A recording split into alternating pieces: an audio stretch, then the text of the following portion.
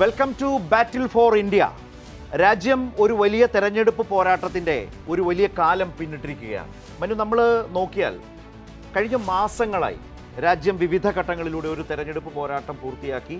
ഏതാണ്ട് ഇനി ഒരാഴ്ച അടുത്ത തിങ്കളാഴ്ച ജൂൺ 4 രാജ്യത്തിന്റെ ജനവിധി എന്താണ് എന്ന് അറിയാൻ പോവുകയാണ്. നമ്മളിപ്പോൾ സംസാരിക്കുമ്പോൾ 6 ഘട്ടം പിന്നിട്ടിരിക്കുകയാണ്. 7ാം ഘട്ടം ജൂൺ 1, അതിനുശേഷം ജൂൺ 4 തെരഞ്ഞെടുപ്പ്. അപ്പോൾ 1-ാം തീയതി എക്സിറ്റ് പോൾ വരുന്നുണ്ട്. അപ്പോൾ ഈ കഴിഞ്ഞ ഘട്ടങ്ങൾ ഇന്ത്യൻ രാഷ്ട്രീയത്തിൽ ഒരുപാട് മാറ്റങ്ങൾ സംഭവിച്ചിട്ടുണ്ട്.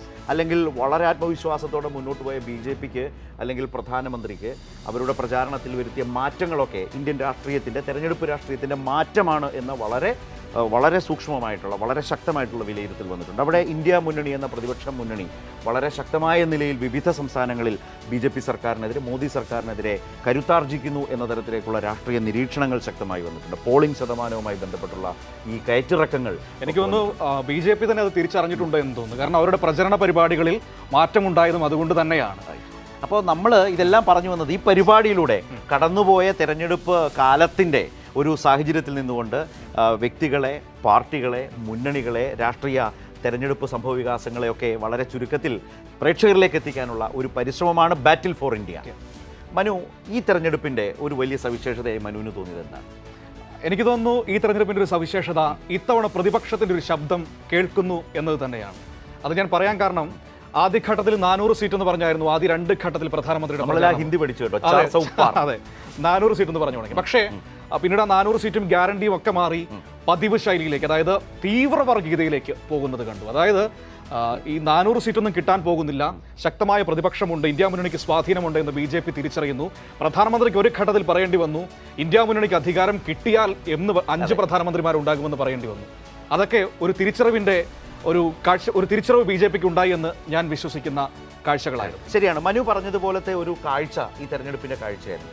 പക്ഷെ വേറൊരു തരത്തിൽ കൂടിയുണ്ട് മനു. അതായത് നമ്മളിപ്പോൾ സ്വാതന്ത്ര്യാനന്തരം ആദ്യ തെരഞ്ഞെടുപ്പ്, ആ തെരഞ്ഞെടുപ്പിൻ്റെ ഒരു ആകാംക്ഷയെക്കുറിച്ചൊക്കെ ഉണ്ട്. ഒരു രാജ്യത്തെ പടുത്തുയർത്തുക, രാജ്യമായി ഇന്ത്യ മാറുക, ആ നിലയിലുള്ള ആദ്യത്തെ തെരഞ്ഞെടുപ്പ് മുതൽ ഇങ്ങോട്ട് നോക്കിയാൽ എനിക്കൊന്നു അടിയന്തരാവസ്ഥ കാലത്താണ് രാജ്യത്തിന് വേണ്ടിയിട്ടുള്ള ഒരു തെരഞ്ഞെടുപ്പിൻ്റെ ഒരു വല്ലാത്ത ആവേശമോ എന്ന് പറഞ്ഞാൽ അടിയന്തരാവസ്ഥ ഒരു തരത്തിലും രാജ്യം അനുകൂലിച്ച ഒന്നല്ല. അപ്പോൾ അതിനെതിരായിട്ടുള്ള ഒരു പൊതുവികാരം ഇന്ത്യ വീണ്ടെടുക്കുക എന്ന്. ഇത്തവണ നോക്കൂ, ഇത്തവണ ജനാധിപത്യത്തെ നിലനിർത്തുക, ഭരണഘടനയുടെ സംരക്ഷണം, രാജ്യത്തെ തന്നെ സംരക്ഷിക്കുക, രാജ്യത്തെ രാജ്യമായി മതനിരപേക്ഷ രാജ്യമായി നിലനിർത്തുക എന്ന് പറയുന്ന നിലയിലേക്കുള്ളൊരു കാലം 19-ൽ നിന്നും കുറെ കൂടി. 19-ലൊക്കെ വർഗീയതയ്ക്കെതിരായ വലിയൊരു ആകുലതയോ ആശങ്കയോ തെരഞ്ഞെടുപ്പിലൊക്കെ ചർച്ച ചെയ്യപ്പെട്ടിട്ടുണ്ട് പല കോണിലും, ഇന്ത്യ മൊത്തം എന്ന് പറയാനുമാവില്ല. പക്ഷേ ഇത്തവണ ആ അതിവർഗീയതയ്ക്കും തീവ്രവർഗീയതയ്ക്കൊപ്പം തന്നെ രാജ്യത്തെ നിലനിർത്തുക, തിരിച്ചുപിടിക്കുക, ഭരണഘടന സംരക്ഷിക്കുക, ജനാധിപത്യത്തെ ഉറപ്പിച്ചു നിർത്തുക എന്ന് പറയുന്ന തരത്തിലാണ് ഈ തെരഞ്ഞെടുപ്പിൻ്റെ ഒരു രാഷ്ട്രീയ സവിശേഷത വന്നത്. അവിടെയെല്ലാം ഏറ്റവും അധികം ഊന്നൽ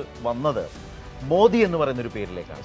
ഈ തെരഞ്ഞെടുപ്പിൽ 2019 പോലെ മോദി ഫാക്ടർ അല്ലേ, മോദിയിലൂടെ മോദി സർക്കാർ, മോദിയിലൂടെ BJP, മോദിയിലൂടെ NDA എങ്ങനെയുണ്ടായിരുന്നു എന്ന ഒരു അല്ലെങ്കിൽ സൂക്ഷ്മമായ പരിശോധനയിലേക്കാണ് നമ്മൾ ഇനി. മോദി ഏശിയിട്ടുണ്ടോ എന്നാണ് നമ്മൾ പരിശോധിക്കാൻ പോകുന്നത്. അപ്പോൾ ഒരിക്കൽ കൂടി ബാറ്റിൽ ഫോർ ഇന്ത്യയിലേക്ക് സ്വാഗതം.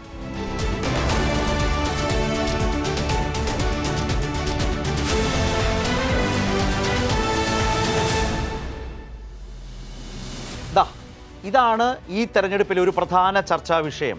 മോദി ഏശിയോ, മോദി പ്രഭാവമുണ്ടോ, മോദി തരംഗമുണ്ടോ, മോദി ഫാക്ടർ ഉണ്ടോ എന്ന ഒരു പ്രധാനപ്പെട്ട ചോദ്യത്തിലൂടെയാണ് ഈ തെരഞ്ഞെടുപ്പ് പോകുന്നത്.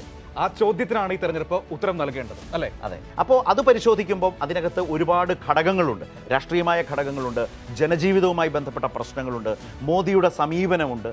അങ്ങനെ ഒട്ടേറെ രാഷ്ട്രീയ സാമൂഹ്യ ഘടകങ്ങൾ എങ്ങനെ ഇന്ത്യൻ പ്രധാനമന്ത്രി മോദിയിലൂടെ ഈ തെരഞ്ഞെടുപ്പിൽ പ്രതിഫലിക്കുന്നു. 2019 തുടർച്ചയിൽ ആണ് BJP വിശ്വസിക്കുന്നത്. ആ തുടർച്ചയിൽ നിന്നുകൊണ്ടാണ് ആ തെരഞ്ഞെടുപ്പിൽ 303 സീറ്റാണ്, ഘടകകക്ഷികൾക്ക് 47. അപ്പോൾ എത്രയായി? 350 സീറ്റ്. ഒന്ന് കണക്കൂട്ടി പോകുന്നു. ഇല്ല, കണക്കിൽ നമ്മൾ പുറകോട്ട് ഒന്നും പരിപാടിയില്ല. പക്ഷേ എനിക്കിങ്ങനെ അടുത്ത് നിന്ന് 303 + 47 തോന്നിയോ? 350 പറയാൻ 350. എനിക്ക് മാത്രമല്ല, BJPക്ക് ഇപ്പോൾ ആ മടിയുണ്ട്. അല്ല, അതാണ് ഞാനും പറഞ്ഞത്. അപ്പോൾ അതിൽ ഉറച്ചു നിൽക്കുമോ, അതിൽ നിന്ന് എത്രമാത്രം പുറകോട്ട് പോകുമോ, അതിൽ നിന്നൊരു അധികാരം തന്നെ നഷ്ടപ്പെടുന്ന നിലയിലേക്ക് പോകുമോ എന്ന ചോദ്യം ഒരു ഭാഗത്ത് നിൽക്കുമ്പോഴാണ് ഈ തെരഞ്ഞെടുപ്പിൽ തങ്ങളാണ് ചാമ്പ്യന്മാരെന്ന നിലയിൽ അവർ ആദ്യം തന്നെ ഒരു 400-ന്റെ ഫിഗർ സെറ്റ് ചെയ്യാൻ ശ്രമിച്ചു. പക്ഷേ പിന്നീട് അവർക്ക് പുറകോട്ട് പോകേണ്ടി വരുന്നു. ആ അവകാശവാദത്തിന് അതിനപ്പുറത്തേക്ക് യാഥാർത്ഥ്യം എന്താണ്? ഒരു ഭരണത്തിന്റെ വിലയിരുത്തൽ എത്രമാത്രം നടന്നു? എന്തുകൊണ്ടാണ് ഈ മോദി ഗ്യാരണ്ടിയിൽ നിന്ന് പ്രധാനമന്ത്രിക്കും NDAയ്ക്കും പുറകോട്ട് പോകേണ്ടി വന്നത്? ആ ചോദ്യത്തിനുള്ള ഒരു ഉത്തരം കണ്ടാലോ? ഓക്കെ, അപ്പോൾ നമുക്കതൊരു വിശദമായ റിപ്പോർട്ടിൽ തന്നെ തുടങ്ങാം അല്ലേ? ഈ റിപ്പോർട്ട് കെ രാജേന്ദ്രൻ തയ്യാറാക്കിയതാണ്. അതായത് ഈ തെരഞ്ഞെടുപ്പുമായി ബന്ധപ്പെട്ട ഒരു പൊതു വിശകലനത്തിന്, വിലയിരുത്തലിന് പ്രേക്ഷകർക്ക് സഹായകരമാകും വിധം എല്ലാ ഘടകങ്ങളെയും, BJPയെയും മോദിയെയും സംബന്ധിച്ചുള്ള ഘടകങ്ങൾ ഏതൊക്കെയാണ് എന്നുള്ളതാണ് നമ്മൾ ഈ റിപ്പോർട്ടിലൂടെ കാണാൻ ഒരു സമഗ്രതയിൽ തന്നെ കാണാം.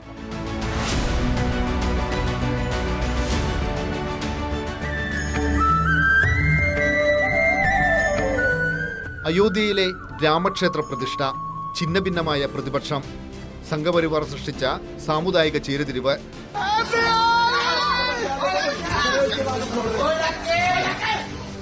ഈ അനുകൂല സാഹചര്യങ്ങളെല്ലാം വളരെ എളുപ്പത്തിൽ വോട്ടായി മാറുമെന്ന് മോദി കണക്കുകൂട്ടി. മിഷൻ 400 പ്രഖ്യാപിച്ചു.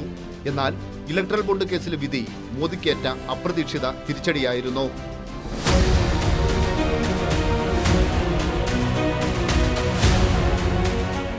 മോദി ഭരണത്തിന് കീഴിൽ നടന്ന വൻ അഴിമതികൾ ഓരോന്നായി പുറത്തുവന്നു.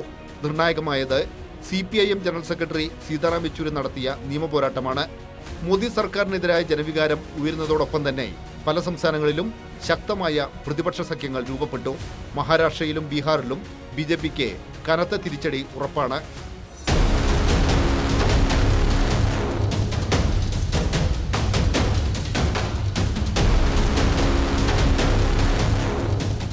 മോദി അഴിമതി വിരുദ്ധ പോരാളി എന്ന പ്രതിച്ഛായ ഉണ്ടാക്കാൻ വേണ്ടിയാണ് ദില്ലി മുഖ്യമന്ത്രി അരവിന്ദ് കെജ്രിവാളിനെ അറസ്റ്റ് ചെയ്ത് ജയിലിലിട്ടത്.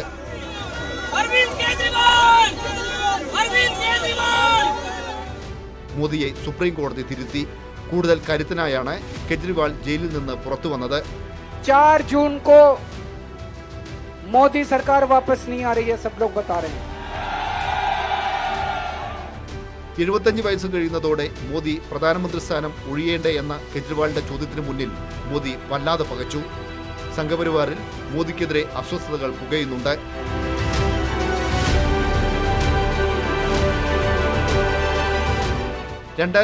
ൽ നിന്ന് വിഭിന്നമായി UPയിൽ പോലും BJP പ്രവർത്തകർക്കിടയിൽ ആവേശമില്ല. BJPക്ക് ജയിക്കാൻ RSSന്റെ സഹായം വേണ്ടെന്ന JP നദ്ദയുടെ പ്രസ്താവന പാർട്ടിക്കകത്ത് വരാനിരിക്കുന്ന പൊട്ടിത്തെറികളുടെ സൂചനയാണ്. കൂടുതൽ തീവ്രമായ വർഗീയത പറയുക എന്നതാണ് മോദിയുടെ ആവനാഴിയിലെ അവസാനത്തെ അസ്ത്രം.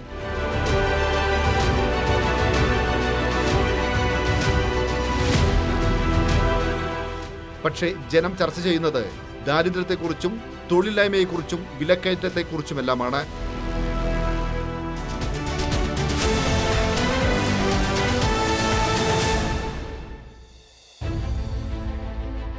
ഈ തെരഞ്ഞെടുപ്പിൽ മോദിയുടെ സ്ഥാനം ഇന്ത്യൻ വോട്ടർമാരിൽ എങ്ങനെ എന്നുള്ളതൊരു പ്രധാനപ്പെട്ട കാര്യമാണ്. ഈ തെരഞ്ഞെടുപ്പിലെ ഏറ്റവും വലിയ ചർച്ചാ വിഷയവും അത് തന്നെയാണ്. രാഷ്ട്രീയ നിരീക്ഷകരിലൊക്കെ ഒരുപാട് ചർച്ച. അതിനെ ആധാരമാക്കിയാണ് BJPക്ക് ഇത്തവണ അത്രയും സീറ്റുകൾ കിട്ടുമോ, ഭരണം നിലനിർത്താനാകുമോ എന്ന ചോദ്യമൊക്കെ വരുന്നത്. 2019 നമ്മൾ കൃത്യമായ ഒരു നരേന്ദ്രമോദി തരംഗം കണ്ടിരുന്നു. ഈ 2024 വരുമ്പോൾ ആ തരംഗം അതോ മങ്ങലാണോ? അതെ, ആ തരംഗമുണ്ടോ അതോ മങ്ങലാണോ എന്നതാണ് ഏറ്റവും പ്രധാനപ്പെട്ട ചോദ്യം. അപ്പോൾ ആ ചോദ്യം വളരെ പ്രധാനപ്പെട്ടതാണ്. ദാ ഈ കാണുന്നത് പോലെ മങ്ങലേറ്റ മോദിയാണോ എന്നൊരു ചോദ്യം. അങ്ങനെ മങ്ങലേറ്റു എന്ന ഒരു വിലയിരുത്തൽ ഉണ്ട് എങ്കിൽ അതിന്റെ കാരണങ്ങൾ എന്താണ്, ഏതൊക്കെ തരത്തിലാണ് വോട്ടർമാരെ സ്വാധീനിച്ചത് എന്നുള്ള പ്രശ്നം അതിനകത്തുണ്ട്. ആ പ്രശ്നത്തെക്കുറിച്ച് പറയുമ്പോൾ എന്തുകൊണ്ട് മങ്ങലേറ്റു എന്നതാണല്ലോ. കാരണം ഇപ്പോൾ ഈ തെരഞ്ഞെടുപ്പ് കാലം മാത്രം നമുക്കെടുക്കാം. പ്രധാനമന്ത്രിയുടെ ഭാഗത്തു നിന്ന് വന്ന പരാമർശങ്ങൾ, ഒപ്പം തന്നെ അതിനിടയിൽ നേരിടേണ്ടി വന്ന തിരിച്ചടികൾ, ഇലക്ട്രൽ ബോണ്ട് പോലുള്ള വിഷയങ്ങൾ, ഇവർ ഇതുവരെ സ്വന്തം സർക്കാരിലെ അല്ലെങ്കിൽ അഴിമതിയെക്കുറിച്ച് ഞങ്ങൾ അഴിമതിക്കെതിരെ പോരാടാൻ വന്നവരാണെന്നാണല്ലോ പറഞ്ഞിരുന്നത്. പക്ഷേ എന്താണ് സംഭവിച്ചത്? അഴിമതികൾ ഓരോന്നായി പുറത്തു വരുന്നു. ഒരു അഴിമതിയെ നിയമപരമാക്കാൻ ശ്രമിച്ചതായിരുന്നല്ലോ ഇലക്ട്രൽ ബോണ്ട്. ആ ഇലക്ട്രൽ ബോണ്ടിലടക്കം തിരിച്ചടി ഉണ്ടാകുന്നു. ഇതിനിടയിൽ ഇവർക്കെതിരെ സംസാരിക്കുന്നവരെ പിടിച്ച് ജയിലിലടയ്ക്കുന്നു. അവരൊക്കെ പുറത്തു വരുന്ന സാഹചര്യം. എനിക്ക് തോന്നുന്നു പതിവ് പോലെ തന്നെ BJP സംഘപരിവാറിന്റെ വർഗീയ രാഷ്ട്രീയത്തിലൂടെ തന്നെ മോദി എന്ന നേതാവിനെ മുൻനിർത്തി 2019 പോലെ മുന്നോട്ട് പോകാം. മുമ്പ് പറഞ്ഞത് നമ്മൾ ഓരോ ഘടകങ്ങളായി ഇനി കാണാൻ പോകണം. അതിലെ ഏറ്റവും പ്രധാനപ്പെട്ട കാരണങ്ങൾ നോക്കി, ഇപ്പോൾ അയോധ്യ, നേരത്തെ ഇലക്ട്രൽ ബോണ്ട് പറഞ്ഞ പോലെയൊക്കെ അയോധ്യയൊക്കെ പിന്നാലെ വരും. അതുകൊണ്ട് വിശദാംശത്തിലേക്ക് ഞാൻ പോകുന്നില്ല.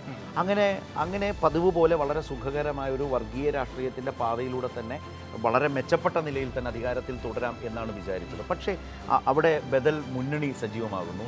ജനകീയ പ്രശ്നങ്ങൾ BJP പോലും പ്രതീക്ഷിക്കാത്ത വിധം ചർച്ചയാകുന്നു എന്ന റിപ്പോർട്ടുകളാണ് നമ്മുടെയൊക്കെ മുന്നിൽ. എനിക്ക് തോന്നുന്നു ആദ്യ 2 ഘട്ടം കഴിഞ്ഞപ്പോഴാണ് BJPക്ക് അത് സെൻസ് ചെയ്തത്. കാരണം തെരഞ്ഞെടുപ്പ് ശതമാനത്തിലുണ്ടായ വലിയ കുറവ്, അവർക്ക് വലിയ ആശങ്ക പക്ഷേ വേറെ കാര്യമുണ്ട് മനു, രണ്ടാം ഘട്ടം സത്യത്തിൽ ഏപ്രിൽ 26-നാണ് കേരളമടക്കം വോട്ട് നടന്നത്. പക്ഷേ ആ വോട്ടിങ്ങിന് മുമ്പ് തന്നെ ഏപ്രിൽ 21-ന് രാജസ്ഥാനിലെ ബസ്വാരയിൽ തുടങ്ങിക്കഴിഞ്ഞിരുന്നു മോദിയുടെ മുസ്ലിം വിരോധം അല്ലെങ്കിൽ തീവ്ര വർഗീയ രാഷ്ട്രീയം. അപ്പോൾ ഏതായാലും നമുക്ക് KJ ജേക്കബ്, മുതിർന്ന മാധ്യമ പ്രവർത്തകൻ KJ ജേക്കബ് ഇതേക്കുറിച്ച് എന്താണ് മങ്ങലേറ്റ മോദിയാണ് ഈ തെരഞ്ഞെടുപ്പിൽ പ്രകടമാകുന്നത് എങ്കിൽ അതിൻ്റെ കാരണം എന്താണ് എന്നത് അദ്ദേഹത്തിൻ്റെതായിട്ടുള്ളൊരു നിരീക്ഷണം കൂടി ഒരുപക്ഷെ നല്ലതായിരിക്കും. തീർച്ചയായിട്ടും നമുക്ക് ആ വാക്കുകളിലേക്കൊന്ന് പോകാം. പ്രധാനമന്ത്രി നമ്മുടെ നാട്ടിലെ മനുഷ്യരെ മതത്തിൻ്റെ പേരിൽ, ജാതിയുടെ പേരിൽ, പ്രദേശത്തിൻ്റെ പേരിൽ വിഘടിപ്പിക്കുന്ന ഏറ്റവും പ്രധാനപ്പെട്ട ഒരു ഐക്കണായിട്ട് പ്രധാനമന്ത്രി മാറി. പ്രതിപക്ഷത്തിൻ്റെ പ്രകടന പത്രികകളിലോ അല്ലെങ്കിൽ അവരുടെ നേതാക്കന്മാരിലോ സംഭാഷണത്തിൽ വരുന്ന ഏതെങ്കിലും ഒരു കാര്യത്തെ അങ്ങേയറ്റം ഹീനമായ രീതിയിൽ വളച്ചൊടിച്ചുകൊണ്ടാണ് പിന്നെ പ്രധാനമന്ത്രി രണ്ടാം ഘട്ടത്തിന് ശേഷം പ്രധാനമന്ത്രി സംസാരിക്കുന്നത് നമ്മൾ കണ്ടത്. അത് ഡോക്ടർ മൻമോഹൻ സിംഗിൻ്റെ പ്രസംഗത്തിൽ നിന്ന് എപ്പോഴോ 2008-ലുണ്ടായൊരു പ്രസംഗത്തിൽ നിന്ന് എടുത്ത് അതിനെ ഹീനമായി വളച്ചൊടിച്ച് ഹിന്ദുക്കളുടെ സ്വത്തും അമ്മപെങ്ങന്മാരുടെ കെട്ടുതാലിയും പറിച്ച് മുസ്ലിങ്ങൾക്ക് കൊടുക്കാനുള്ള പദ്ധതിയാണ് കോൺഗ്രസിന് എന്ന് പറഞ്ഞതിനുള്ള വർത്തമാനം പറയുന്നൊരു പ്രധാനമന്ത്രിയാണ് നമ്മൾ കണ്ടത്. ഏറ്റവും അവസാനം എത്തി നിൽക്കുന്ന ഈ വർത്തമാനം അദ്ദേഹം പറഞ്ഞുകൊണ്ടേയിരിക്കുന്നുണ്ട്. അതിനുശേഷം അദ്ദേഹം പറഞ്ഞത് നമ്മൾക്ക് ഒരിക്കലും അംഗീകരിക്കാൻ പറ്റാത്ത ഒരു കാര്യമാണ്. അദ്ദേഹം പറഞ്ഞു, കോൺഗ്രസ് നേതാക്കന്മാർ അല്ല ഇന്ത്യ മുന്നണിയുടെ നേതാക്കന്മാർ പിന്നെ ദക്ഷിണ ഭാരതത്തിൽ വന്നിട്ട് ഉത്തർപ്രദേശിനെ അവിടുത്തെ മനുഷ്യരെ പിന്നെ അസഭ്യം പറയുന്നു, അവരെക്കുറിച്ച് വേണ്ടാധീനങ്ങൾ പറയുന്നു, എന്നിട്ട് ഇവിടെ വന്ന് വോട്ട് ചോദിക്കുന്നു. അങ്ങനെ വോട്ട് ചോദിക്കുന്ന ആളുകൾക്ക് നിങ്ങൾ മാപ്പ് കൊടുക്കുമോ എന്ന് വെച്ചിട്ടുണ്ടെങ്കിൽ നമ്മുടെ രാജ്യത്തിന് രണ്ട് ഭാഗങ്ങളിൽ ജീവിക്കുന്ന മനുഷ്യരെ ഒരു ഭാഗത്തെപ്പറ്റി മറ്റു ഭാഗത്തെക്കുറിച്ച് പിന്നെ വളരെ ഹീനമായ വിധത്തിൽ പിന്നെ വ്യാഖ്യാനിച്ച് അവരെക്കുറിച്ച് ഒരു ചിത്രമുണ്ടാക്കി വോട്ട് വാങ്ങുന്ന ഒരു നരേന്ദ്രമോദിയെ നമ്മൾ കാണുന്നുണ്ട്. കണ്ണിന് മുമ്പിൽ കാണുന്നത് സ്വന്തം പിന്നെ പൗരന്മാരെ, സഹപൗരന്മാരെ അവരുടെ ജാതിയുടെ പേരിൽ, അവരുടെ മതത്തിൻ്റെ പേരിൽ, അവരുടെ റീജിയൻ്റെ പേരിൽ തമ്മിലടിപ്പിക്കാൻ ശ്രമിക്കുന്ന, നുണകൾ പറയുന്ന, കാര്യങ്ങൾ തെറ്റായി വളച്ചൊടിച്ച് വ്യാഖ്യാനിക്കുന്ന, ഇതൊക്കെ നേരത്തെ പിന്നെ ഏജൻസികളെ വെച്ച് നിയമം ദുരുപയോഗപ്പെടുത്തുന്നതിനെക്കുറിച്ച് നമ്മൾ പറഞ്ഞിട്ടുണ്ട്. അതൊക്കെ വിട്ടിട്ട് വളരെ നേരെ പ്രതിപക്ഷ നേതാക്കന്മാർ പറയാത്ത കാര്യങ്ങൾ പറഞ്ഞു എന്ന് പറഞ്ഞ്, അവരുടെ പ്രകടന പത്രിക ഇല്ലാത്ത കാര്യങ്ങളുണ്ട് എന്ന് പറഞ്ഞ് ഏറ്റവും അധമമായ അദ്ദേഹത്തിൻ്റെ തന്നെ അനുയായികളിൽ, അദ്ദേഹത്തെ ഇഷ്ടപ്പെടുന്ന മനുഷ്യരിൽ ഏറ്റവും അധമരായ ചിന്തയുള്ള മനുഷ്യർക്ക് അപ്പീലിംഗ് ആയിട്ടുള്ള തരത്തിലുള്ള വർത്തമാനം പറയുന്ന ഒരു ബ്രാൻഡ് മോദി മാറിയിട്ടുണ്ട് എന്നുള്ളത് ഈ തെരഞ്ഞെടുപ്പിലെ ഒരർത്ഥത്തിൽ പറഞ്ഞാൽ ഏറ്റവും ഖേദകരമായ കാര്യമാണ്. മുതിർന്ന മാധ്യമ പ്രവർത്തനായ KJ ജേക്കബിന്റെ വാക്കുകളാണ് നമ്മൾ കേട്ടത്. ഏതൊക്കെ കാരണങ്ങൾ കൊണ്ടാണ് മോദി പ്രഭാവത്തിന് പകരം മോദിക്ക് മങ്ങലേറ്റ ഒരു അന്തരീക്ഷമുണ്ട്? അദ്ദേഹം പറയുന്നത് മോദിക്ക് മങ്ങലേറ്റു എന്നതിനപ്പുറത്തേക്ക് നമ്മുടെ പ്രധാനമന്ത്രി നാണം കെട്ട് നിൽക്കുന്ന ഒരു സാഹചര്യത്തിലേക്ക് പോയി. ഇവിടെയാണ് മനു ഈ തെരഞ്ഞെടുപ്പിൽ BJPക്ക് എത്ര സീറ്റ് കിട്ടും, BJPയുടെ മുന്നണിക്ക് എത്ര സീറ്റ് കിട്ടും, അധികാരം നിലനിർത്താനാകുമോ എന്ന ചോദ്യം വരുന്നത്. പക്ഷേ അതിലൊരു കീ ഫാക്ടർ ഇതായി കാണുന്നതാണ്, മോദി തരംഗമില്ല. 2019 പോലെ ഈ തെരഞ്ഞെടുപ്പിൽ ഒരു മോദി തരംഗമില്ല എന്ന് വളരെ വ്യക്തമായി രാജ്യത്ത് ബോധ്യപ്പെടുന്ന ഒരു സാഹചര്യമുണ്ട് എന്നാണ്. പക്ഷേ ഇത് പറയുമ്പോൾ ഒരു കാര്യമുണ്ട്, ഇപ്പം പ്രശാന്ത് കിഷോറിനെ പോലെയൊക്കെയുള്ള തെരഞ്ഞെടുപ്പ് വിദഗ്ധർ അത് അംഗീകരിച്ചിട്ടില്ല കേട്ടോ. ഏതായാലും ഇപ്പോൾ കിട്ടിയ BJP സീറ്റിന് ഒപ്പം തന്നെ 300 ഉണ്ടാകുമെന്നാണ് പ്രശാന്ത് കിഷോർ കരൺ താപ്പർ തന്നെ പൊളിച്ചെടുക്കുകയും ചെയ്യുന്നുണ്ടായിരുന്നു. നേരത്തെ ഹിമാചലിന്റെ കാര്യത്തിൽ പറഞ്ഞതൊക്കെ വെച്ചിട്ട്. പക്ഷേ എങ്കിലും 300+ ആണ് പറയുന്നത്. അതായത് ഉത്തരേന്ത്യയിൽ ഉണ്ടാകുന്ന ചെറിയ ഡിപ്പിനെ സൗത്ത് ഇന്ത്യ കൊണ്ട് മറികടക്കാൻ കഴിയും, കർണാടക ഉൾപ്പെടെ എന്നുള്ള ഒരു തിയറിയാണ്. പക്ഷെ അതിൽ ഇന്നത്തെ ഒരു സാഹചര്യത്തിൽ അത്രമാത്രം. പക്ഷേ യോഗേന്ദ്ര യാദവിനെ പോലെയുള്ളവർ BJP വല്ലാതെ താഴെ പോകുമെന്നും ഏതാണ്ട് അധികാരം കിട്ടാൻ കഴിയാത്ത നിലയിൽ അവർ എത്തും എന്നും പറയുന്നുണ്ട്. അപ്പം മോദി തരംഗമില്ല എന്നുള്ളതൊരു പ്രധാനപ്പെട്ട പ്രശ്നം. അതിന് ഒരു കാരണം BJPയെ സംബന്ധിച്ച് അത് വളരെ പ്രധാനപ്പെട്ട ഇഷ്യൂ ആണ്. ഒന്ന് നമുക്ക് നോക്കാം. ഒന്ന്, ഈ പ്രചാരണ സമയത്ത് പ്രധാനമന്ത്രിയുടെ യോഗങ്ങൾക്ക് ആളുകൾ എത്താത്തൊരു സാഹചര്യം ഉണ്ടായിരുന്നു. അതായത് 4 മണ്ഡലത്തിലെ യോഗങ്ങൾ ഒരുമിച്ച് വച്ചിട്ട് പോലും കസേരകൾ പകുതിയും ഒഴിഞ്ഞു കിടക്കുകയും പിന്നീട് അതിനെക്കുറിച്ച് വിശദീകരണം ചോദിക്കുക പോലും ചെയ്യുന്ന ഒരു സാഹചര്യം ഉണ്ടായി. മറ്റൊന്ന്, ഇത്രയും നാളും മോദി അനുകൂല വാർത്തകൾ നൽകിക്കൊണ്ടിരുന്ന ദേശീയ മാധ്യമങ്ങൾക്ക് ഷിഫ്റ്റ് വെച്ചു. കാരണം അവരുടെ കയ്യിൽ മോദിക്ക് തന്നെ ഷിഫ്റ്റ് സംഭവിച്ചു. മോദി ഗ്യാരണ്ടി എന്നുള്ള മോദിയുടെ ഒരു പ്രഭാവത്തിൽ മോദി തരംഗത്തിലേക്ക് ലിഫ്റ്റ് ചെയ്യാൻ പാകത്തിന് തുടങ്ങി. പക്ഷേ അത് അവിടെ കൊണ്ട് നിൽക്കില്ല എന്ന് ആദ്യഘട്ടം കൊണ്ട് തന്നെ മനസ്സിലായപ്പോൾ രണ്ടാം ഘട്ടം തുടങ്ങുന്നതിന് മുമ്പ് തന്നെ, അതാണ് ഞാൻ പറഞ്ഞത്, ഏപ്രിൽ 21 തന്നെ വർഗീയതയിലേക്ക് പ്രചാരണത്തെ മാറ്റി. അപ്പോൾ 2019 പുൽവാമയും ബാൽക്കോട്ട് ഈ സർജിക്കൽ സ്ട്രൈക്ക് വെച്ചിട്ടുള്ളൊരു ദേശീയതയുടെ ട്രാക്ക് ആയിരുന്നുവെങ്കിൽ അയോധ്യയിൽ പിടിച്ച് മുസ്ലിം വിരോധത്തിൻ്റെ, അയോധ്യയിലെ ബാബറി താഴ് എന്നൊക്കെ പറഞ്ഞ ഓർമ്മയിൽ, അപ്പോൾ അങ്ങനെ ട്രാക്ക് മാറ്റി. അപ്പോൾ ഈ തരത്തിലേക്കൊക്കെയുള്ള മാറ്റമൊക്കെ മോദിക്ക് തന്നെയും വന്നു. അപ്പോൾ ഇതെല്ലാം വന്നു. അപ്പോൾ ശ്രീലാൽ പറയുന്നൊരു വാചകമുണ്ട്. ശ്രീലാൽ പറയുന്നത് നമ്മൾ ഈ പറഞ്ഞതുപോലെ തന്നെ പൊതുവിൽ കാണുന്നൊരു കാഴ്ച മോദി തരംഗമില്ല എന്നുള്ളൊരു ഒരു ഒരു വിപുലമായ തോന്നൽ, ഒരു വ്യാപകമായ തോന്നൽ എല്ലായിടങ്ങളിലുമുണ്ട് എന്നാണ് ശ്രീലാലിൻ്റെ വാക്കുകൾ പറയുന്നത്. ശ്രീലാൽ പറയുന്നു ഒന്ന് കേൾക്കാം. ടി ജെ ശ്രീലാൽ പറയും. 2014-ലെയും 19-ലെയും തെരഞ്ഞെടുപ്പിനെ അപേക്ഷിച്ച് നോക്കുമ്പോൾ ഈ തെരഞ്ഞെടുപ്പിൽ മോദി തരംഗം ഇല്ല എന്നുള്ളതാണ്. അതൊരു വലിയ പ്രതിസന്ധിയാണ് BJP നേരിടുന്നത്. 2 തിരഞ്ഞെടുപ്പിലും മോദി വേവിൽ ആണ് BJP ഈ രാജ്യത്ത് തെരഞ്ഞെടുപ്പിലേക്ക് പോയതെങ്കിൽ ഇത്തവണ മാറുന്നു. ഇത്തവണ മോദി വേവില്ല. അതുകൊണ്ട് തന്നെ പ്രാദേശിക വിഷയങ്ങൾ പല സംസ്ഥാനങ്ങളിലും പല പ്രദേശങ്ങളിലും അവിടുത്തെ വലിയ വിഷയമായി ഉയർന്നു വരുന്നു. ഗുജറാത്തിലടക്കം എന്നുള്ളത് എടുത്തു പറയേണ്ട കാര്യം. ഗുജറാത്തിലും അതോടൊപ്പം തന്നെ UP മറ്റ് പല പ്രദേശങ്ങളിലും രാജ്പൂത്തുകൾ BJPക്കെതിരെ രംഗത്ത് വരുന്നു. ഠാക്കൂർ ബ്രാഹ്മണ വിഭാഗം BJPയെ പരസ്യമായി എതിർക്കുന്ന തലത്തിലേക്ക് കാര്യങ്ങൾ വരുന്നു. എന്തിനും അധികം BJPക്കെതിരെ വിമത സ്ഥാനാർത്ഥികൾ, സ്വന്തം പാളയത്തിൽ നിന്ന് വിമത സ്ഥാനാർത്ഥികളടക്കം വരുന്നു എന്നുള്ളതാണ്. 120-150 സിറ്റിംഗ് MPമാരെ BJP ഒഴിവാക്കി എന്നുള്ള വലിയ അവകാശവാദം ഈ തെരഞ്ഞെടുപ്പിലേക്ക് പോകുമ്പോൾ BJP വെച്ചിട്ടുണ്ട്. പക്ഷേ അതിനൊരു മറുപക്ഷമുണ്ട്. ആ മറുപക്ഷം പറഞ്ഞതും BJP നേതാക്കൾ തന്നെയാണ്. അവർ ചൂണ്ടിക്കാണിക്കുന്നത് വളരെ വ്യക്തമാണ്. ഈ 120-130 സിറ്റിംഗ് MPമാരെ മാറ്റിയിട്ടുണ്ടെങ്കിൽ അതിൽ 100-ലധികം പേരെ കോൺഗ്രസിൽ നിന്ന് വന്ന നേതാക്കൾക്കാണ് സീറ്റ് കൊടുത്തിരിക്കുന്നത്. BJP കാലങ്ങളായി BJPക്കൊപ്പം നിന്ന നേതാക്കൾക്കല്ല എന്നുള്ളത് വലിയ ഒരു പ്രതിഷേധം ഉയർന്നൊരു കാര്യമായിരുന്നു. അങ്ങനെയാണ് പല ഗുജറാത്തിലടക്കം വിമത പ്രശ്നങ്ങൾ ഉണ്ടാകുന്നു. BJPക്ക് സ്ഥാനാർത്ഥികളെ മാറ്റേണ്ട ഒരു ആവശ്യം, ഒരു സാഹചര്യം ഉണ്ടാകുന്നു.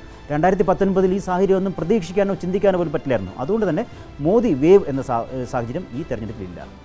മോദി തരംഗത്തിൻ്റെ കാര്യം മനു പറയുമ്പോൾ തോന്നിയൊരു കാര്യമുണ്ട്. 2019 കോൺഗ്രസ് മധ്യപ്രദേശിലും രാജസ്ഥാനിലും കർണാടകയിലും ജയിച്ച ശേഷം നടന്ന ലോക്സഭാ തെരഞ്ഞെടുപ്പിലേക്ക് വന്നപ്പോൾ മോദിക്ക് വേണ്ടി വോട്ടുകൾ വീഴുന്നു നമ്മൾ കണ്ടു. പക്ഷേ ആ നിലയിലേക്ക് 2024 ഇല്ല എന്നുള്ളൊരു പൊതു അന്തരീക്ഷം ആണ് പൊതുവെ വിലയിരുത്തപ്പെടുന്നത്. അതിലെ മറ്റ് പ്രധാനപ്പെട്ട കാര്യം ഇപ്പോൾ ഒന്ന് അയോധ്യ നമ്മൾ നോക്കേണ്ടതാണ്. അല്ല, അവർ ഏറ്റവും പ്രധാനപ്പെട്ട വിഷയമാക്കി കൊണ്ടുവരാൻ ഉദ്ദേശിച്ചിരുന്നത് അയോധ്യ തന്നെയാണ്. അതുകൊണ്ടാണ് ആ ക്ഷേത്ര നിർമ്മാണം പൂർണ്ണമായും പൂർത്തിയാകുന്നതിന് മുൻപ് പ്രാണപ്രതിഷ്ഠയുടെ തീയതി തെരഞ്ഞെടുപ്പിന് തൊട്ട് മാസങ്ങൾക്ക് മുമ്പ് നടത്തിയതും. പക്ഷേ അത് വേണ്ട രീതിയിൽ ഏശിയില്ല എന്നതൊരു വസ്തുത തന്നെയാണ്. അതെന്താണെന്ന് വെച്ചാൽ ഒരുപക്ഷെ തീവ്ര വർഗീയതയ്ക്ക് ഈ പറഞ്ഞതുപോലെ ബാബറി പള്ളി തകർക്കുന്ന ഘട്ടത്തിൽ കിട്ടുന്ന ഒരു രാഷ്ട്രീയാവേശം ഒരുപക്ഷെ അമ്പലം പൂർത്തീകരിക്കുമ്പോൾ കിട്ടുന്നുണ്ടാവില്ല. രണ്ടാമത്തെ പ്രധാനപ്പെട്ട കാര്യം ഇതൊരു RSS പ്രോജക്റ്റായി മാറി. മുഴുവൻ രാഷ്ട്രീയ പാർട്ടികളും BJP ഇതര പാർട്ടികളും അതിനോട് വിയോജിച്ച പ്രാണപ്രതിഷ്ഠയോട്, അല്ലെങ്കിൽ ആ പ്രധാനമന്ത്രി തന്നെ മുഖ്യ പുരോഹിതനായപ്പോൾ അതിനൊപ്പം നിൽക്കാതെ മാറി നിന്ന അന്തരീക്ഷം, ഇതൊക്കെ ഒരുപക്ഷെ ഗുണം ചെയ്തിട്ടുണ്ടാകാം. കാരണം BJPയുടെ ഒരു സ്ട്രാറ്റജിക്ക് അപ്പുറത്തേക്ക് ജനങ്ങളെ ചിന്തിപ്പിക്കാൻ. മാത്രമല്ല ഈ ഉത്തരേന്ത്യയുടെ ജാതി സമവാക്യങ്ങളിൽ ഈ പറഞ്ഞ പ്രധാനമന്ത്രി തന്നെ പുരോഹിത വേഷം ആടുമ്പോൾ ഈ ബ്രാഹ്മണാചാര്യന്മാർ തന്നെ വിട്ടുനിന്നു.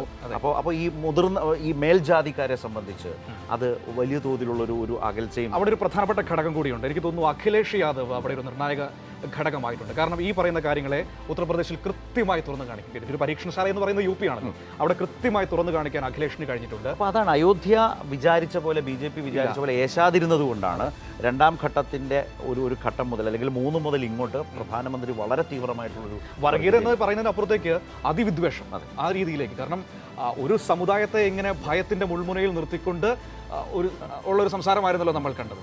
മുസ്ലിങ്ങൾ പെറ്റുകൂട്ടുന്നവരാണ് എന്നതടക്കം പറഞ്ഞു വെക്കുന്നത് ഏറ്റവും തീവ്രമായിട്ടുള്ള വർഗീയത. പ്രധാനമന്ത്രി ഒരിക്കലും പ്രതീക്ഷിക്കാൻ മാത്രമല്ല അത് 3-ാമത്തെ ഘട്ടം മുതൽ തുടങ്ങി 6-ാമത്തെ ഘട്ടം. കാരണം അതായത് ഏതാണ്ട് ആദ്യത്തെ 102 ലോക്സഭാ മണ്ഡലങ്ങൾക്ക് ശേഷം 441 ലോക്സഭാ മണ്ഡലങ്ങളിലും ഏശാൻ പാകത്തിനുള്ള തീവ്ര വർഗീയത പ്രധാനമന്ത്രി ഇതിലിറക്കാൻ കാരണം അയോധ്യ ഏശിയില്ല എന്നൊരു പ്രശ്നത്തിൽ നിന്നാവണം.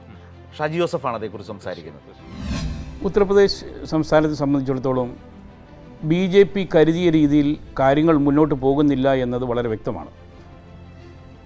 ഇത് പറയാൻ കാരണം 2019 പുൽവാമ പോലെയൊരു ദാരുണ സംഭവം അതിനെ അടിസ്ഥാനമാക്കിക്കൊണ്ട് തെരഞ്ഞെടുപ്പിലേക്ക് പോയ BJP വളരെ കൃത്യമായ കണക്കുകൂട്ടലോടുകൂടിയാണ് രാമക്ഷേത്ര ഉദ്ഘാടനം ജനുവരി 22-ാം തീയതിയിലേക്ക് കൊണ്ടുവന്നത്. അതിനുശേഷം ഇങ്ങോട്ട് നമ്മളെല്ലാവരും കരുതിയിരുന്നത് പോലെ 2024 ലോക്സഭാ തെരഞ്ഞെടുപ്പിലെ BJPയുടെ അതായത് NDAയുടെ വിജയം ഏതാണ്ട് ഒരു ഫോർഗോൺ കൺക്ലൂഷൻ ആണ് എന്ന ആ കണക്കുകൂട്ടൽ ഏതാണ്ട് കംപ്ലീറ്റ്ലി മാറ്റിമറിക്കുന്ന രീതിയിലുള്ളൊരു പ്രചരണവും വോട്ടിംഗ് ട്രെൻഡുമാണ് നമ്മൾ UPയിൽ കണ്ടുകൊണ്ടിരിക്കുന്നത്. ഡൽഹിയിലേക്ക് അധികാരം വേണമെങ്കിൽ അത് ഉത്തർപ്രദേശിലൂടെ വരണമെന്ന് സാധാരണ നമ്മളെല്ലാവരും പറയുന്നതാണ്. 80 സീറ്റുകൾ ഉള്ള ഉത്തർപ്രദേശിൽ BJP ഒരു ഹിന്ദു മുസ്ലിം രാഷ്ട്രീയം ഒരിക്കൽ കൂടി കൊണ്ടുവരാൻ ശ്രമിക്കുന്നതിനിടയിൽ അവർക്ക് സംഭവിച്ച ഏറ്റവും വലിയ ഒരു വീഴ്ച എന്ന് പറയുന്നത് രാമക്ഷേത്രം എന്ന് പറയുന്ന ഇഷ്യൂ ഒരു പ്രചരണ ആയുധമായി മുന്നോട്ട് വരുന്നില്ല എന്നുള്ളതാണ്. BJPയുടെ ഒരു ടാക്റ്റിക്കൽ നീക്കമെന്ന് പറയുന്നത് രാമക്ഷേത്രം ഉദ്ഘാടനം നടത്തി അതിനെക്കുറിച്ച് പിന്നീട് സംസാരിക്കാതെ തന്നെ ജനങ്ങൾക്കിടയിൽ ശ്രീരാമന് വോട്ട് ചെയ്യുക എന്ന് പറയുന്ന ഒരു പ്രചരണം വളരെ നിശബ്ദമായി നടത്താനൊരു നീക്കമാണ് BJP നടത്തിയത്. എന്നാൽ ഇന്ത്യ മുന്നണിയിൽ, പ്രത്യേകിച്ച് ഉത്തർപ്രദേശിലെ ഇന്ത്യ മുന്നണിയുടെ നേതൃത്വം വഹിക്കുന്ന സമാജ്വാദി പാർട്ടി, അതിൻ്റെ നേതാവ് അഖിലേഷ് യാദവ് വളരെ കൃത്യമായി കോൺഗ്രസുമായുള്ള അദ്ദേഹത്തിൻ്റെ അലയൻസിൽ തൊഴിലില്ലായ്മ എന്ന് പറയുന്ന ഒരു ഇഷ്യൂ,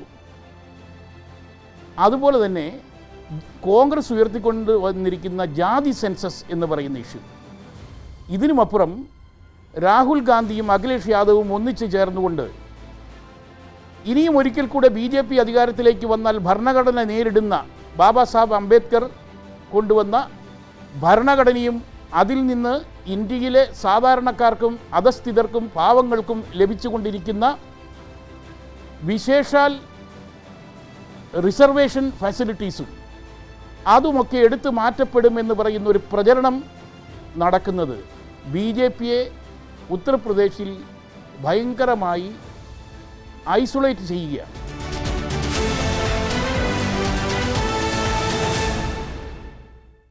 2019 നിന്നൊരു ഭിന്നമായി കണ്ടൊരു കാഴ്ച എന്താണെന്ന് വെച്ചാൽ മനു, ഏതുതരം വർഗീയതയെയും ചോദ്യം ചെയ്യാനുള്ളൊരു പ്രവണത 2019 ഭിന്നമായി ഇത്തവണ പ്രചരണ രംഗത്ത് ഉണ്ടായിരുന്നു.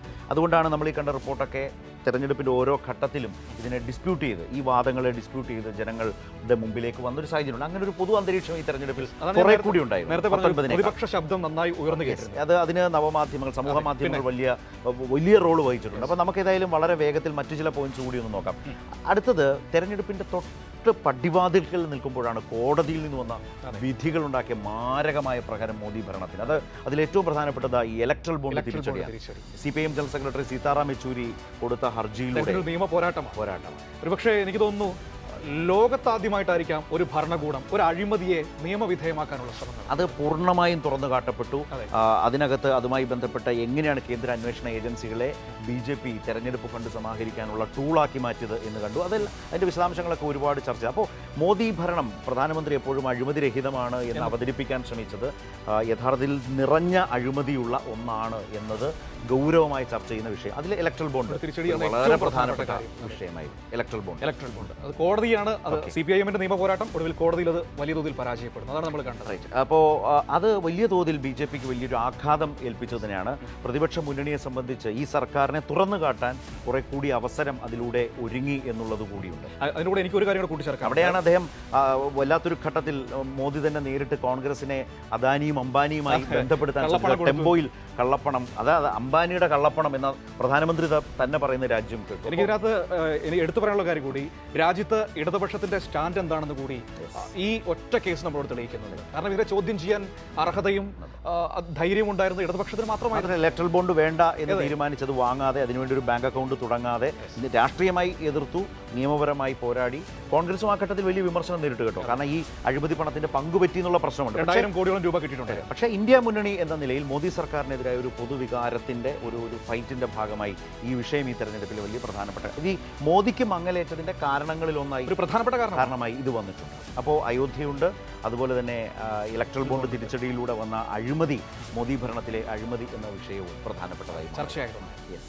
അപ്പോൾ ഈ തെരഞ്ഞെടുപ്പ് തുടങ്ങുന്ന കാലത്ത് 400 സീറ്റ് എന്ന് പറയുന്ന വലിയ ആത്മവിശ്വാസത്തിൽ നിന്ന് ഈ ഘട്ടത്തിൽ BJP അധികാരത്തിൽ തുടരാൻ കഴിയുമോ, 272 എന്ന് പറയുന്ന ഒരു നമ്പറിലേക്ക് എത്താൻ കഴിയുമോ എന്നൊക്കെയുള്ള വലിയ ചർച്ച രാജ്യത്ത് നടക്കുന്നുണ്ട്. അതിന് പ്രധാനപ്പെട്ട കാരണം അതെ പ്രതിപക്ഷത്തിന്റെ മുന്നണി തന്നെയാണ്. മോദിയും BJPയും വിചാരിച്ചതിനപ്പുറത്തേക്ക് പ്രതിപക്ഷ കൂട്ടായ്മയുടെ സ്വാധീനം ഉണ്ടായി എന്നതാണ് ഏറ്റവും പ്രധാനപ്പെട്ട. ഇത്രയും ഒരു തരത്തിലും BJP പ്രതീക്ഷിച്ചിരുന്നില്ല. ഇന്ത്യ സഖ്യത്തിന്റെ നേതാക്കന്മാരാണ് ഇവരെല്ലാവരും തന്നെ. ഒരു കാര്യം എനിക്കൊന്ന് 2019 കോൺഗ്രസിന്റെ ഒരു മുന്നണിയാണ് ഉണ്ടായത്, UPA. അന്ന് കോൺഗ്രസ് ഇതിലും ദുർബലമായ എന്ന് പറഞ്ഞാൽ ഒരു മുന്നണി സംവിധാനം വളരെ ദുർബലമായി മുന്നോട്ട് കൊണ്ടുപോകുന്നു. അത് മാത്രമല്ല വോട്ടുകൾ പരമാവധി ഭിന്നിച്ചു പോവുകയും ചെയ്യുന്നത്. അപ്പോൾ ഇത്തവണ അതെല്ലാം യാഥാർത്ഥ്യം കണ്ടുകൊണ്ട് ഇങ്ങനൊരു ഇന്ത്യ മുന്നണി, വിശാലമായ ഇന്ത്യ മുന്നണി വരുന്ന പേര് തന്നെ ആ മുന്നണിക്ക് വലിയ കരുത്തു പകരുന്നതായി മാറി. അവർക്ക് അവരുടേതായ സംസ്ഥാനങ്ങൾ, ഇപ്പോൾ മല്ലികാർജ്ജുൻ ഖാർഗെ കൺവീനറായിട്ടുള്ള ആ ഇന്ത്യ മുന്നണിയുടെ രാഷ്ട്രീയ സംവിധാനം, അപ്പോൾ അതിൽ തന്നെ ഏറ്റവും പ്രധാനപ്പെട്ടാണ് ഇപ്പോൾ അരവിന്ദ് കെജ്രിവാൾ മാറിയിരിക്കുകയാണ്. ഒരു വലിയ പൂട്ടാണ് അതെ സത്യം. ഈ തെരഞ്ഞെടുപ്പ് പ്രക്രിയയിൽ BJPക്ക് പറ്റിയ ഏറ്റവും വലിയ അബദ്ധമാണ് കെജ്രിവാളിനെ പിടിച്ച് ജയിലിലിട്ടത്. ജയിലിൽ നിന്ന് പുറത്തിറങ്ങിയ കെജ്രിവാൾ ഇരട്ടി കരുത്തോടെയാണ് പുറത്തേക്ക് വന്നത്. ഒരുപക്ഷേ ഈ ഇന്ത്യ സഖ്യത്തിന്റെ മുഖമായി കെജ്രിവാൾ മാറുന്ന കാഴ്ചയാണ് ഈ പ്രചരണ വേളയിൽ നമ്മൾ UP-യിലേക്കൊക്കെ പോയി പ്രചരണ രംഗത്ത് നിൽക്കുന്നു. കെജ്രിവാൾ അന്ന് ഓർമ്മയില്ലേ, ഈ 75 എന്ന് പറയുന്ന പ്രായപരിധി, 75 പ്രായപരിധിയിലെത്തിയാൽ മോദി അധികാരം ഒഴിയും. അങ്ങനെ വന്നാൽ ഒരു വർഷം പോലും അദ്ദേഹത്തിന് പരമാവധി ഉള്ളൂ. മോദി ഗ്യാരണ്ടി നടപ്പാക്കാൻ മോദിക്ക് കഴിയാതെ വരും. അതുപോലെ അതിലൂടെ BJP-ക്കകത്തെ ആഭ്യന്തര പ്രശ്നങ്ങൾ കുറേയേറെ ചർച്ച ചെയ്യുന്ന സാഹചര്യം വന്നു. ഇതെല്ലാം അവിടെ രൂപപ്പെട്ടു. നദ്ദയുടെ RSS വിരുദ്ധ പരാമർശമൊക്കെ വലിയ തോതിൽ ചർച്ചയാവുന്ന നില വന്നു. കാരണം RSSന് പഴയ പോലെ താല്പര്യം BJP-യുടെ ഈ മുന്നേറ്റത്തിൽ ഇപ്പോഴുണ്ട്. ഇതിന്റെ ഗുജറാത്ത് ലീഡർഷിപ്പിനോടൊക്കെയുള്ള പലതരം ഇഷ്യൂസിന്റെ മാത്രമല്ല, BJP-ക്കുള്ളിൽ ഇപ്പോൾ RSSന്റെ ഭാഗമായി ചേർന്ന് നിൽക്കുന്ന നിതിൻ ഗഡ്കരി, രാജ്നാഥ് സിംഗ് അടക്കമുള്ളവർക്കൊക്കെ വ്യത്യസ്ത അഭിപ്രായങ്ങളുണ്ട് എന്ന് തന്നെയാണ് നമുക്ക് മനസ്സിലാക്കുന്നത്. ഇതിന് അത് കഴിഞ്ഞത് ഇപ്പോൾ നോക്കാം, ഇപ്പോൾ കഴിഞ്ഞ 6ാം ഘട്ടം നോക്കിയാൽ ദില്ലി, ഹരിയാന, ഇനി വരാൻ പോകുന്ന പഞ്ചാബ്, ഇവിടെല്ലാം കോൺഗ്രസും ആം ആദ്മി പാർട്ടിയും സഹകരിച്ച് പ്രവർത്തിക്കുന്നു. ഇതെല്ലാം ഒരു BJP-ക്കെതിരായ, മോദി സർക്കാരിനെതിരായ ഒരു പൊതുവികാരത്തെ രൂപപ്പെടുത്തുന്നതിന് ഈ പറഞ്ഞ ഇന്ത്യ മുന്നണിക്ക് കഴിയുന്ന വിധം മുന്നോട്ട് പോകുന്നു ഓരോ ഘട്ടത്തിലും. അതുപോലെ കെജ്രിവാൾ അതിൻ്റെ ഒരു പ്രധാനപ്പെട്ട പ്രതീകമായി അതും മോദി ഭരണം അല്ലെങ്കിൽ BJP പ്രതീക്ഷിക്കാത്ത വിധത്തിലുള്ള വളർച്ചയായിരുന്നു. മങ്ങലേറ്റ മോദിക്കും BJP-ക്ക് ആശങ്കയുണ്ടാക്കുന്ന ഘടകങ്ങളിലും ഇതുണ്ടായിരുന്നു. അതുകൊണ്ടാണ് കെജ്രിവാളിന്റെ ചോദ്യം 75-ൽ മോദി ഒഴിയുമോ എന്ന ചോദ്യം അത് ഈ തെരഞ്ഞെടുപ്പിന്റെ ഒരു ഘട്ടം മാത്രമല്ല. എനിക്ക് തോന്നുന്നത് ഇപ്പോൾ 3ാം ഘട്ടം മുതലൊക്കെ നോക്കിയാൽ അരവിന്ദ് കെജ്രിവാൾ ജയിൽ മോചിതനായ ശേഷം പ്രചരണ രംഗത്ത് ഏറ്റവും അധികം ആളുകൾ ശ്രദ്ധിക്കും വിധം ഒരു ഫാക്ടറായി നിന്നത് അദ്ദേഹമായിരുന്നു. അദ്ദേഹത്തിന്റെ പ്രശ്നങ്ങളായി ദില്ലി മുഖ്യമന്ത്രി എന്ന നിലയിൽ നിന്ന് ഇന്ത്യ സഖ്യത്തിന്റെ മുഖമായി മാറുന്ന രീതിയിലേക്ക് അരവിന്ദ് കെജ്രിവാൾ മാറി എന്നതാണ്. അപ്പോൾ അരവിന്ദ് കെജ്രിവാളും ഇന്ത്യ മുന്നണിയും മുന്നോട്ട് വെച്ച ചോദ്യങ്ങളുണ്ട്, പ്രതിരോധമുണ്ട്. അതിൽ മറുപടി പറയേണ്ട, ഡിഫെൻസീവിലാകുന്ന പല ഘട്ടങ്ങളും സംഭവിച്ചിട്ടുണ്ട്. ഇപ്പോൾ അതാണ് പ്രായത്തിന്റെ കാര്യത്തിൽ. അതുപോലെ തന്നെ RSSനും മുകളിലാണോ BJP അല്ലെങ്കിൽ നരേന്ദ്രമോദി എന്ന ചോദ്യം. അപ്പോൾ തീവ്ര വർഗീയത അതിന്റെ ഭാഗമായി ഏശിയിട്ടുണ്ടോ എന്ന ഒരു പ്രധാനപ്പെട്ട ചോദ്യം വരുന്നുണ്ട്. പക്ഷെ അവിടെയാണ് തിരിച്ചടിയാകുന്ന ഭരണവിരുദ്ധ വികാരം. ഇപ്പോൾ UP, ബീഹാർ, മഹാരാഷ്ട്ര, ഹരിയാന എല്ലാ മണ്ഡലങ്ങളിലും എല്ലാ സ്റ്റേറ്റുകളിലും ഹരിയാന വളരെ പ്രധാനപ്പെട്ട കഴിഞ്ഞുപോയപ്പോൾ ഹരിയാന ഇപ്പോൾ കഴിഞ്ഞതാണല്ലോ നമ്മൾ സംസാരിച്ചുകൊണ്ട്. അവിടെ BJP സ്ഥാനാർത്ഥികൾക്ക് പുറത്തിറങ്ങാൻ പോലും പറ്റാത്ത സാഹചര്യമായി. കരിങ്കൊടി പ്രതിഷേധം ഉണ്ടായിരുന്നു, വിലക്കുണ്ടായിരുന്നു, റാലികൾ റദ്ദാക്കേണ്ടി വരുന്നു. അത്രമാത്രം ഭരണവിരുദ്ധത ഏഷ്യ സ്ഥലം. അപ്പോൾ ഈ നമ്മൾ ഏറ്റവും അവസാനം ഇപ്പോൾ സജീവമായി ചർച്ച ചെയ്ത അല്ലെങ്കിൽ സൂക്ഷ്മമായി സൂചിപ്പിച്ച ഈ ഭരണവിരുദ്ധ വികാരം പ്രകടമായിട്ടുണ്ട് എന്ന ഒരു പൊതുവിലയിരുത്തൽ വന്നിട്ടുണ്ട് രാഷ്ട്രീയ നിരീക്ഷകർക്ക്. അത് BJP-ക്ക് സീറ്റ് കുറയുന്നതിന് ഇടയാക്കും. അങ്ങനെ ഇടയാക്കുന്ന ഓരോ സംസ്ഥാനത്തും സീറ്റ് കുറയുമ്പോൾ അതിന് ബദലായി സീറ്റ് കൂടുതലായി പിടിക്കാൻ കഴിയുന്ന സംസ്ഥാനങ്ങൾ നിലവിലില്ല. കാരണം ആ പാർട്ടി പരമാവധിയിൽ നിൽക്കുക. ഇനി അത് കുറയുകയോ ദക്ഷിണേന്ത്യയിൽ തന്നെ കിട്ടിയതിൽ നിന്ന് തന്നെ താഴോട്ട്, കർണാടക സ്വാഭാവികമായിട്ട് താഴോട്ട് പോകും. അവർക്ക് ലഭിച്ചിട്ടുള്ള 26 സീറ്റിൽ നിന്ന് വലിയ തോതിൽ നിലയിലേക്ക് പോകുന്ന സാഹചര്യം അവിടെ വരുന്നുണ്ട്. മഹാരാഷ്ട്രയിൽ അതുണ്ട്, ബീഹാറിൽ അതുണ്ട്, UP-യിൽ താരതമ്യേന കുറച്ച് സീറ്റുകൾ നഷ്ടപ്പെടാം, ഗുജറാത്തിൽ ചില സീറ്റുകൾ നഷ്ടപ്പെടാം, രാജസ്ഥാനിൽ സീറ്റുകൾ. ഇങ്ങനെ സീറ്റുകൾ കുറയുന്ന ഒരു ഘട്ടത്തിൽ എവിടം കൊണ്ട് മേക്കപ്പ് ചെയ്യും എന്നൊരു പ്രശ്നം അതിനകത്ത്. അതിൽ നിന്ന് ഞാൻ മനസ്സിലാക്കുന്ന ഒരു കാര്യമുണ്ട്, 272 എന്ന മാജിക് നമ്പറിലേക്ക് എത്താൻ ഇത്തവണ കുറച്ച് ബുദ്ധിമുട്ടും എന്ന കാര്യം ഉറപ്പാണ്. അതിൽ ആ കണക്ക് കൂട്ടാൻ എനിക്ക് ഒരു തപ്പലും തടയലുമില്ല. അപ്പോൾ 220 പ്ലസ് മുന്നണിയിലെ കുറച്ച് വോട്ടുകൾ, കുറച്ച് സീറ്റുകൾ എന്ന് പറഞ്ഞാൽ ഒരു 240 എന്നുള്ള പ്രബലമായിട്ടുള്ള വിലയിരുത്തൽ നമ്മുടെ നാട്ടിലുണ്ട്.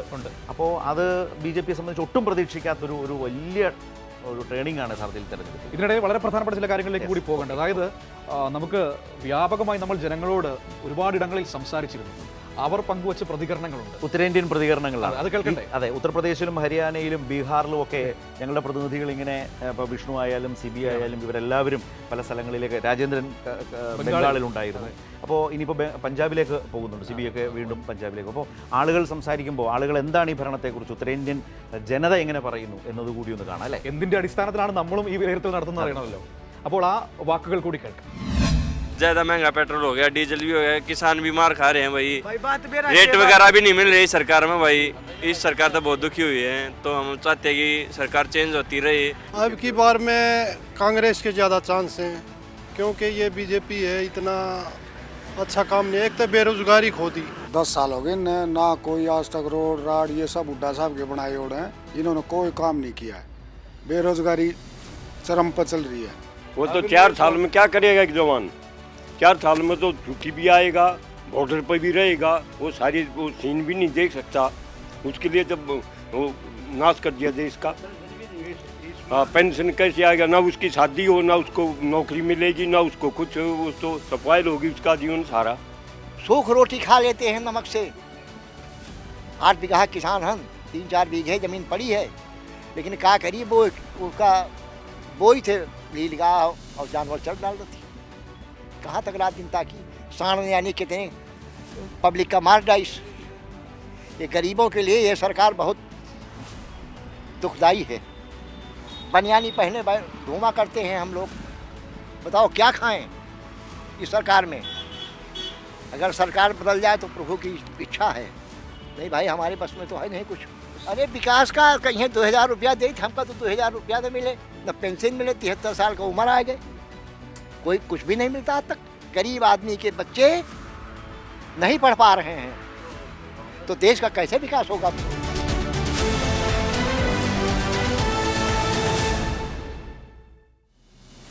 മനു, ഈ പരിപാടി നമ്മൾ ആലോചിച്ച ഒരു സമയത്ത് ഞാൻ മനുവിന് ഒരു ട്രോള് കാണിച്ചായിരുന്നു.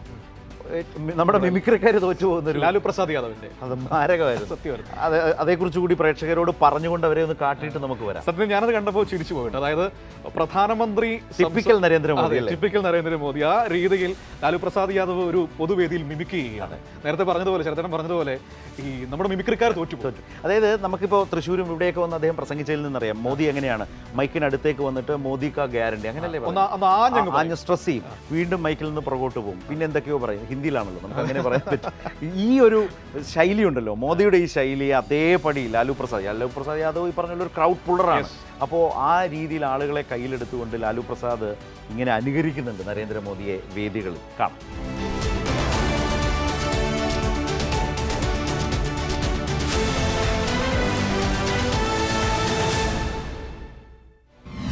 भाइयों बहनों,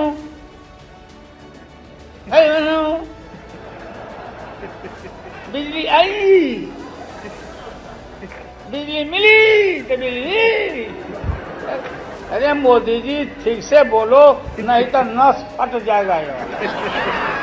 അപ്പോൾ ഈ ഘടകങ്ങളൊക്കെ മോദിയെ സംബന്ധിച്ച് ഒട്ടും ആശാവഹമല്ല, ആശങ്കപ്പെടുത്തുന്നതാണ്.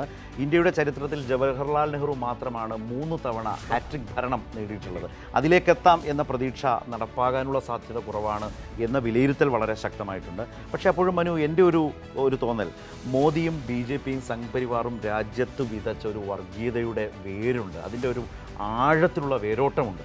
അതിനെ പൂർണ്ണമായും പറിച്ചെറിഞ്ഞ് ഇത്തവണ അധികാരത്തിൽ നിറക്കി വരാൻ കഴിയും മാത്രം രാജ്യം പാകപ്പെട്ടിട്ടുണ്ടോ എന്നുള്ളൊരു പ്രധാനപ്പെട്ട ചോദ്യം നമ്മുടെ മുമ്പിൽ ഇതെല്ലാം പറയുമ്പോഴും ബാക്കിയായിട്ടുണ്ട്. പക്ഷേ എനിക്ക് തോന്നുന്നു ഇത്തവണ രാജ്യം അതിനൊരു മറുപടി കൊടുക്കുമെന്ന്. കാരണം ജനകീയ പ്രശ്നങ്ങൾ അത്രമാത്രം, സാധാരണ ജനങ്ങളുടെ ജീവനം അത്രമാത്രം ബുദ്ധിമുട്ടേറിയതായിരുന്നു. അപ്പോൾ ആ മറുപടി ജൂൺ 4-ന് ആണ് നമുക്കറിയാൻ പറ്റില്ല. ആ നിലയിലേക്ക് ഈ വിഷയങ്ങൾ ഒരു സർക്കാരിനെ അധികാരത്തിൽ നിന്ന് താഴെ ഇറക്കാൻ പാകത്തിന് രൂപപ്പെട്ട് മൂർത്തമായി വോട്ടായി മാറിയിട്ടുണ്ടോ എന്നുള്ളതാണ്. അത്ര വലിയ വർഗീയതയുടെ ഒരു ഉപയോഗിക്കാൻ ഇന്ത്യ സഖ്യത്തിന് കഴിഞ്ഞിട്ടുണ്ടോ എന്നതും ഈ ഘട്ടത്തിൽ ചോദ്യം. പക്ഷേ ഘടകങ്ങൾ എല്ലാം ഈ പറഞ്ഞതുപോലെ വളരെ ശക്തമായി സർക്കാരിനെതിരായി തന്നെ ഉണ്ട് എന്നുള്ളൊരു യാഥാർത്ഥ്യത്തിന് നടുവിലാണ് ഇന്ത്യൻ തെരഞ്ഞെടുപ്പ് അവസാനിക്കാൻ പോകുന്നത്. 6 ഘട്ടം അവസാനിച്ചത്, ഇനി 7ാം ഘട്ടം കഴിഞ്ഞ് വോട്ടെണ്ണലിലേക്ക് പോവുകയാണ്. പക്ഷേ ബാറ്റിൽ ഫോർ ഇന്ത്യ BJPയിൽ തുടങ്ങി, നരേന്ദ്രമോദിയിൽ തുടങ്ങി, നമ്മുടെ അടുത്ത സഞ്ചാരം എങ്ങോട്ടാണ്? ഇനി നമ്മൾ പോകുന്നത് ഇന്ത്യ മുന്നണിയിലേക്ക്. ഇന്ത്യ മുന്നണി എന്നതിൻ്റെ ഒരു വിശാലമായ രാഷ്ട്രീയ സ്വാധീനം, അവരുടെ പ്രതിബന്ധങ്ങൾ, അവരുടെ സാധ്യതകൾ, ഓരോ സംസ്ഥാനവും തിരിച്ചുള്ള അവരുടെ വളർച്ച അല്ലെങ്കിൽ പ്രകടനം, ഇതെല്ലാം കാണാം. പക്ഷേ അത് അടുത്ത എപ്പിസോഡ് നാളെ.